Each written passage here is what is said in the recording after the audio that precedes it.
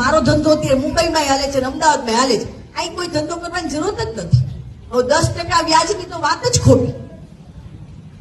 10%નું તમે મારે છે ને અત્યારે ચૂંટણીની મર્યાદા બોલે છે. હમણાં હું આ માઇક બંધ કરી દઉં ને પછી તમે બધા મને પૂછજો, એટલે હું નામ આપું, ઈ નામનો મેમણવાડામાં તપાસ કરી આવજો ને અહીંયા તો તમને ખબર જ હશે.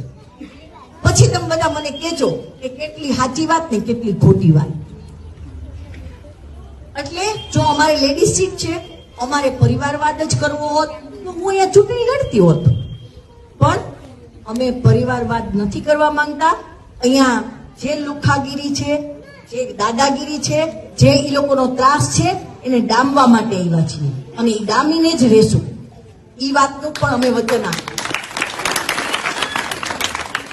ખાલી વાતો કરવા નથી આવી. વિકાસની વાતો મારે 100% છે.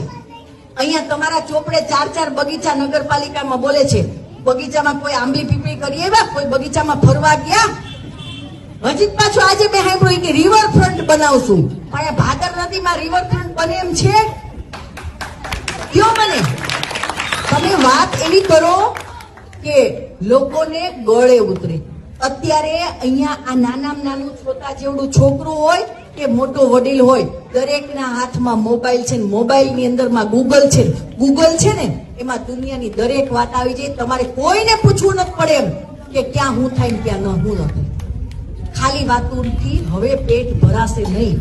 હવે તો મત માંગવા હોય, કામ કરવું હોય તો જ મત લોકો આપશે.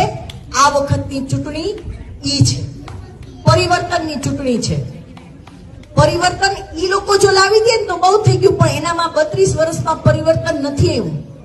ખાઈ પણ હજી પાતળા જ છે, કોઈ જાડું નથી થતું એમાંથી. મને તો અફસોસ ઈ થાય કે સાલું હું તો જાડેજા કુટુંબની બે ટાઈમ નથી જમતી. એક ટાઈમ જમું છું, એક ટાઈમ નાસ્તો, બપોરે ન ખાવ અને રાતે ખાવ તોય હું વધતી જાઉં છું.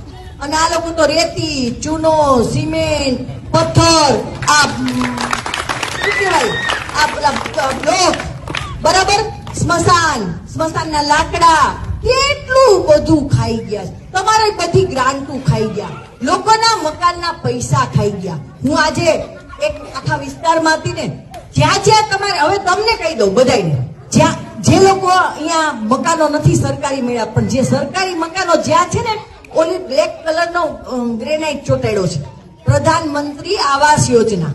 હવે આ છે ને હજી તમારી પાસે 4 દી છે. આ 4 દીમાં તમે બધાય છે ને મારી વાત માની એક જ કામ કરજો. જેટલી પ્રધાનમંત્રી આવાસ યોજના છે ને એ દરેક ઘરને છે